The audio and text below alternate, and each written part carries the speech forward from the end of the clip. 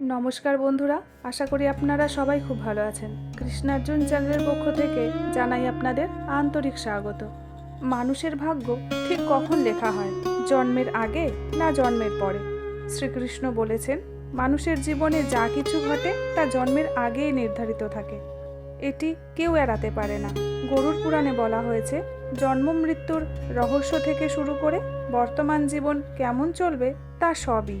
শ্রীকৃষ্ণ দেবর্ষি নারদকে এই বিষয়ে একটি কাহিনী বলেছিলেন।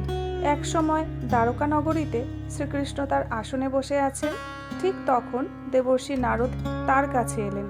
তিনি প্রণাম জানিয়ে বললেন, হে প্রভু, আপনি ত্রিকালদর্শী। আমি শুনেছি যখন কোনো প্রাণী জন্ম নেয় তখন তার ভাগ্য আগে থেকেই লেখা থাকে।